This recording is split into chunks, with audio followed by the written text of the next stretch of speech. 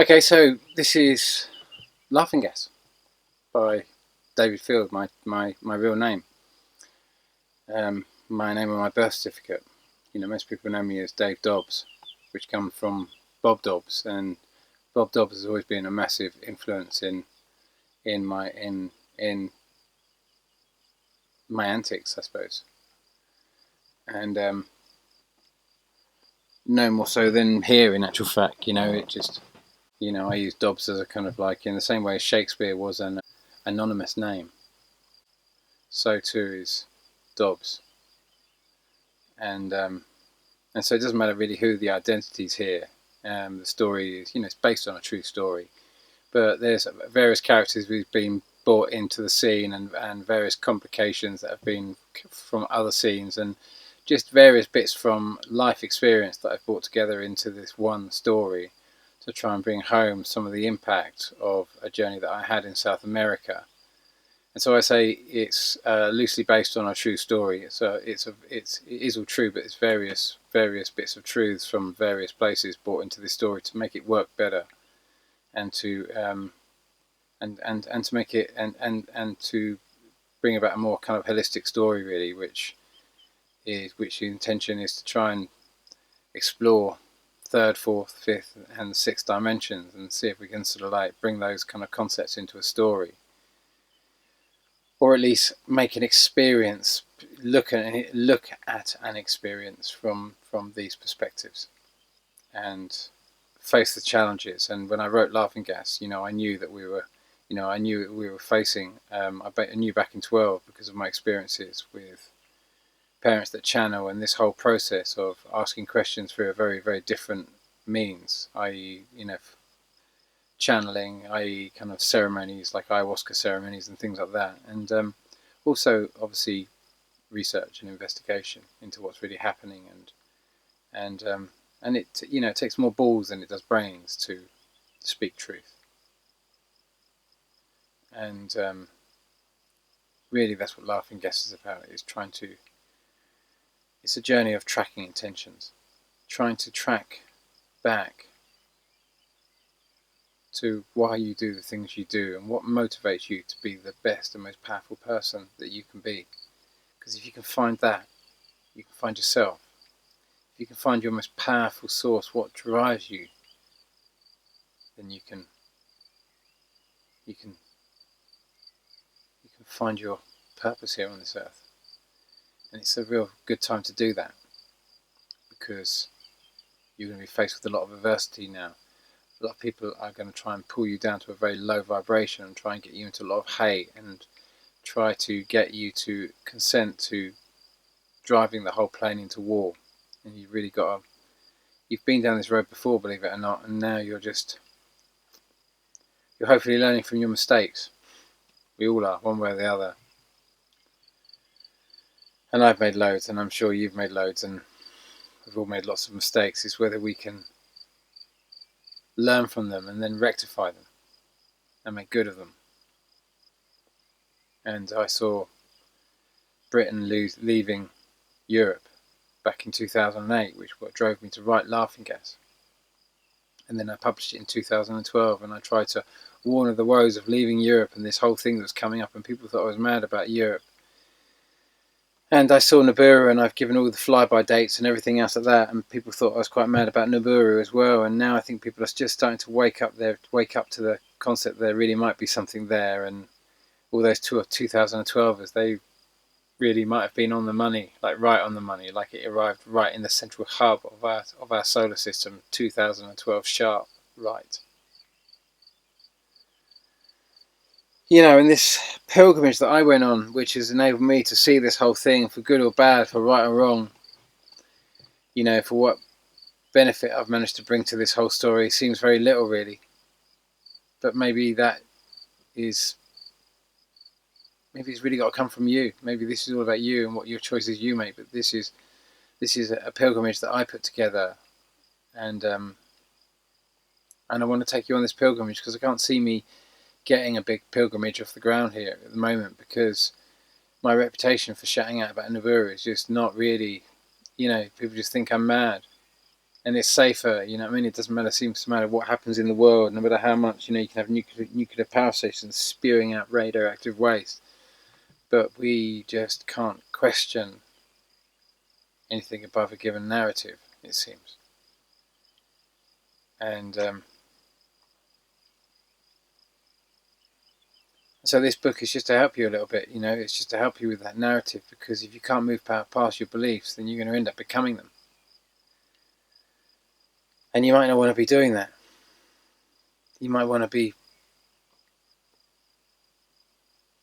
a much higher vibration than that, open to much bigger things than the limitations of your little beliefs, the restrictors of all that can be, the massive universe that just exists around you and has to almost hide itself from you to not infringe upon your restrictive beliefs. Humanity is in a very restricted state, coming out of that now. And hopefully Laughing Gas will take you on some of the sort of take you on a bit of a journey and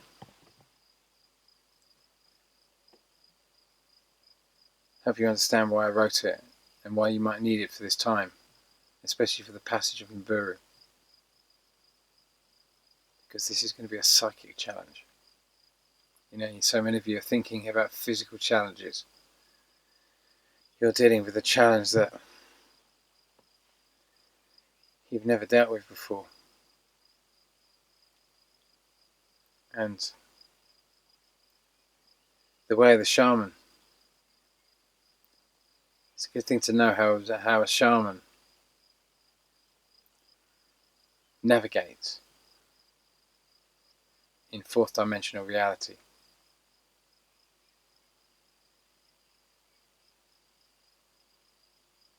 You don't have to know where you're going.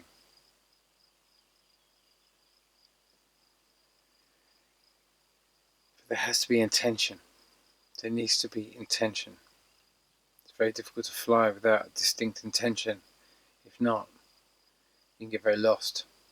That's why it's very good to remember who you are and why you're here, and track yourself back. Track yourself back to a place of great power, purpose, reason. Real beautiful place, or a place of belief, whichever which way you want to go. If it's just belief and you want to stay firmly in the rules of someone else's beliefs, someone else's rule books, and that's where you need to be, then obviously go with that. But remember the heart. Many of these great teachers were teaching you to ride the great human state, to learn how to control the human state, to control the emotions, and to keep the heart open, to keep your connection with your gods and your highest aspirations, not let that slip, not let that go, not forget about that. It's not a good time to forget about that.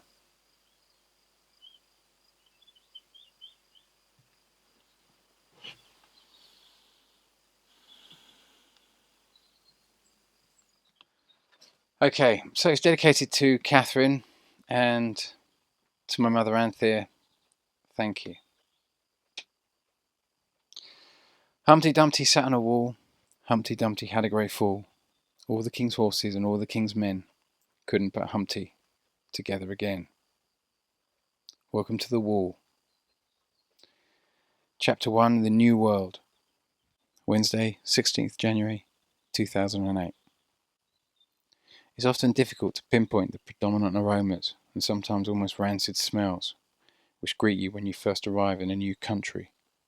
That first breath, when you step out of the airport or the plane, if there's no sealed mobile gangway, and just tingle all over as everything rushes back to the here and now of a new life dawning. The olfactory senses must be the fastest memory trigger of all, literally absorbing the particles, the atoms and molecules, the very matter itself. Everything, all mixed into one rich signature that's drawn into the blood via millions of nasal capillaries and mainlined straight to the brain. These are the thoughts passing through Dobbs's mind as he wanders down the sealed gangway at Lima International Airport. He feels like he's in a decontamination unit and finds himself longing for the days of those simple mobile stairways where you actually get to the door of the aircraft and there it all is, and you get that all-important first breath that lets you truly savour your destination. Whatever happened to the old-fashioned treatment when you could step out of the plane and have a proper gawp at the technology that had flown you to your final destination? To really see and feel the fusion of 100 years of aviation evolution, embodied in one vast, seamlessly gleaming flight body, all sat atop the massive knuckled crow's claws of the undercarriage.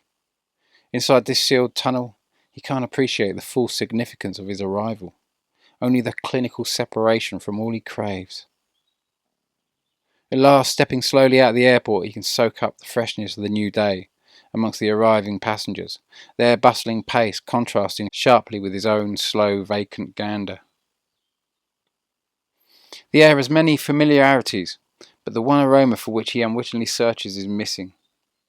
It's too early in the day for the florescence to have perspired from delicate buds in the heat of the baking sun, and to be carried off in the summer breeze. And do cactus flowers even have an aroma? Dobbs is not sure at all. Either way, the day is fresh. There's not a cloud in the sky and the temperature is perfect. In moments the airport is out of sight, and before he's had a chance to take in the breakneck speed at which the man is driving, his hand has found the window winder and begun winding. The car is fast, but with the clearly knackered shocks, it seems to float over the occasional potholes in the surprisingly well-maintained dual carriageway. Despite the speed, the ride feels relaxing, and as he winds down the window, the fresh, cool air begins to mix with the interior odour of a mature Japanese saloon that has spent his whole life roasting under the hot sun. Quite suddenly, some kind of alchemy happens, and there it is, that scent for which he sought so strongly, that sweet smell of adventure. Dobbs didn't actually know if Lima lies directly on the coast. For sure, the fresh, salty air has given him some clues, but now that endless chromium blue of the Pacific Ocean heaves into view, another little curiosity pops into his head as he stares in awe at the sight. Small dots are bobbing in the water, and as he watches, first one, then another, catches a white line that runs parallel and ever closer to the shore. He thinks to himself, as the freshness fills his nostrils and a feeling of nostalgia begins to tingle through his body, sending sparkly ripples right down to his fingertips. He brings his hands together and rubs them, as if shaking the energy free and discharging it. "You surf?" asks the driver, observing Dobbs's reaction through the rearview mirror. "See," he says, before pausing, to think if last surfing 17 years ago actually constitutes a yes. "Claro," he adds, half chuckling to himself. Before long he sees skyrises, many still clearly under construction. Amongst all the developments stand two glassy conical structures designed with a nautical theme, as though they might be funnels of a modern liner. And just beyond that, a pier displaying the heritage of an older, more romantic period of Lima's past, that juts out into the ocean. It immediately reminds him of Brighton Pier, and the roller coaster at the end of it. When the ride's finished and the brakes got slammed on, the metal wheels would screech against the tracks, making his fillings literally vibrate with the resonance. The very thought of it makes his teeth twinge uncomfortably. Here they turn left to enter what is clearly becoming the thick of the city. "Esta es Miraflores?" "Si," says the driver. Dobbs reaches into the black leather shoulder holster he is wearing over a dark brown plain cotton shirt, along with his TK Maxx designer jeans and a pair of middling to completely knackered trainers. His travelling attire would challenge anyone to guess which side of the money he belonged, which is precisely the look he's aiming for. He grabs a piece of paper with the details of his accommodation on it, as the car pulls up next to a 3-story building that looks neither modern nor old. There is not much of a room for a garden out the front, but nonetheless several large cacti and a few other mostly potted plants are dotted about here and there. It looks warm and cosy, even for a city dwelling. Bright, creamy-coloured concrete pavements glisten in sunlight so dazzling he has to squint his eyes to take it all in. There's a lot of trees set into neatly shuttered concrete. It all seems very clean, and many of the well-maintained houses and apartment blocks and hotels have a strong Mediterranean feel to them, an impression accentuated by the occasional fruit vendors selling from the back of old carts, which lends some subtle sense of antiquity. And yet the scene is oddly contradicted by the many old, imported American cars, huge Cadillacs and Dodges and the likes, most now looking a bit worse for wear, which line the streets. The front of the building is mostly windows. It would no doubt have been considered modern back in the 70s, but now looks distinctly dated. Dobbs taps on the door, then sees the bell and immediately presses for attention.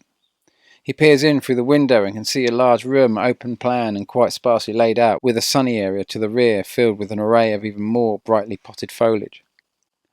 A staircase runs up to the next floor from the centre of the room with what appears to be a bar situated below, maximising the use of space. Beyond he can see a dining area neatly set with gingham tablecloths and napkins. A man pops out of an open door right at the back of the dining area. He's clearly rushing and hurriedly dusts himself off in readiness for whatever introductions may lie ahead. Dobbs comes from the window and waits for the door to open. The man is slightly portly and appears to be of more indigenous descent than Spanish, with a round and friendly face. He is clearly still preparing breakfast arrangements and seems a little flustered. He says nothing but observes with an enthused curiosity, waiting with bated breath to find out what Dobbs wants before completely opening the door to him. Perdón, señor. Mi amigos agencies y la brigade hace habitación aquí? ¿Tú hace habitación por mí también? He splutters, hoping that if the man understood nothing else, the names Brigadier and Agent 6 might trigger a response. See, he enthuses, gesturing for Dobbs to enter. Moments later, he's knocking on another door. There's no answer, so he waits, then knocks louder. Hola, comes a muffled grunt. Filling in for room service, sir. I'm afraid blowjobs are off the service list, though. All right, only temporarily, I'm assured. Dobbs can hear movement behind the door, slow movement, then the stumbling of sleep-deprived feet being dragged across a wooden floor, and finally the fumbling of the handle, followed by a contradictory, rapid movement as the door is abruptly swung open.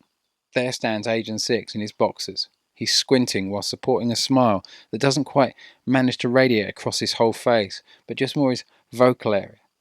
Everywhere else looks a little puffy and somehow compromised, but it's definitely a good effort. Held for a fair few moments before a pale, cloudy glaze seeps back into his features and he retreats back into his lair. Inside the room is small and simply furnished.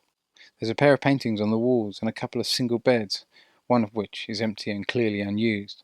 The sun is just at the right height, so that its bright beams reflect from the rear of the room and shine through onto the terracotta walls, mellowing the beaming radiance of the beautifully vibrant Lima morning. To Dobbs it seems like an idyllic city oasis, sprawling with tropical greenery, but it's all clearly a bit of a struggle for Agent 6 right now. Dobbs last saw him in England just a few days before, but nonetheless they exchange a brief hug. Where's the Brigadier? Dobbs inquires, taking a seat on the empty bed. Agent 6 climbs back onto his own bed, blinking owlishly, as if giving his eyelids an early morning workout. He's by no means overweight, but neither is he as lean as he used to be. His shoulders sit high, raising his full chest up to what seems an artificial height. But this is in fact his natural form. The beginnings of a cold, damp English winter have left a slight plumpness, but he's still more muscle than fat. Somehow his physique reminds Dobbs of an American Indian, like a warrior or a brave straight out of a spaghetti western. He's often wondered where Agent 6's genes descend. The only real giveaway is perhaps the fair colour of his skin. Aside from that, he looks more native to these lands than to the country of his birth. His nose is large and wide, not Roman or African, but set with his wide cheekbones, which, though perhaps not as chiselled as they were when they first met 10 years prior, somehow accentuates the indigenous impression. So where's the Brigadier? Dobbs asks again, trying not to seem overly impatient for the wake-up process to conclude, as it clearly isn't going to happen any time soon. Agent 6 glances over to the unused bed.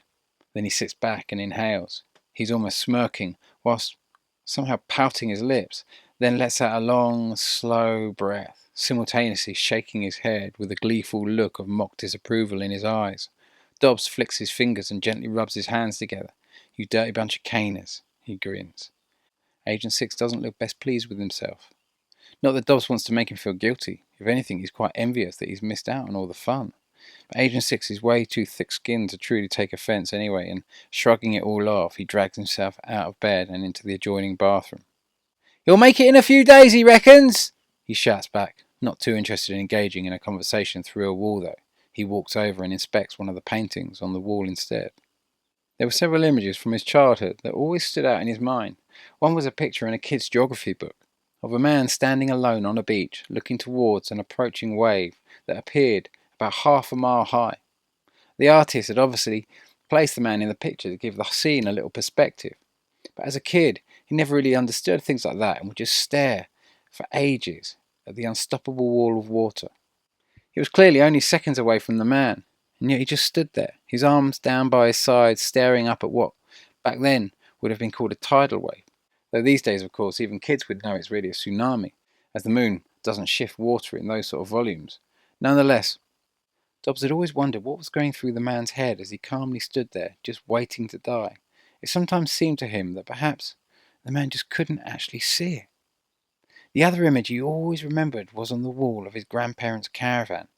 In the late 50s and 60s, and right through to the early 70s, they played in their band on a caravan holiday camp where they lived most of the year. They were an all-star attraction by all accounts. They spend all summer doing gigs, mostly living in caravans, and then sail off to their house in Tenerife for the winter. Dobbs used to stay with them in their caravan sometimes. Back in those days, big caravan parks were considered proper holiday material, and the people who frequented them weren't considered trailer trash or new age travellers like Dobbs and Agent 6. They were a class act. His uncle was a proper old crooner and a saxophonist and would always get him up on stage with his little plastic blue guitar. Dobbs was probably not much older than about 3 or 4 years of age then, but still to this day he couldn't remember meeting a happier man. They wouldn't put him to bed until he'd fallen fast asleep by the stage, amidst the noise of wild festivities. Then like that, like magic, he'd wake up, back in the caravan, and there, looking down at him, would be the same picture, the very same picture that was on the wall in front of him right now. It was a portrait of a beautiful Spanish gypsy woman, her dark locks catching the breeze and framing her gorgeous features. Her deep brown eyes shone like majestic jewels above a blouse so loosely buttoned it could barely contain the bounty struggling to break free from such flimsy fastenings. She was sat on the back of a bow-top wagon with a whole constable sitting in the background, and the expression on her face was like the cat that had got the cream. Dobbs may have not fully understood the finer points of his fascination with the feminine form at such a tender age, but the picture always had him captivated. At last, Agent 6 emerges from the bathroom. He's now looking surprisingly fresh for someone who's probably not slept for more than about 3 hours, and noticing that Dobbs is completely lost in the painting, he wanders over to have a look for himself. Brings back a few memories, eh? Dobbs says, smiling nostalgically. Agent 6 feasts his eyes on the scene as if seeing it for the first time, then scrutinises the corner with his finger to see if it's actually a hand-painted repro as he suspects. He's about to say something, but Dobbs beats him to it. One of yours, innit? Dobbs smirks. One of their previous incarnations had been a somewhat shady art dealers in Taiwan. Dobbs cringes inwardly at the thought now and rapidly changes the subject. Okay, so the Brigadier's out of the picture for a while. So where's Swifty then? Reckon we'll meet him in Iquitos, replies Agent 6, shrugging those broad shoulders. So just a couple of days to kill in Lima then. So where is the Brigadier?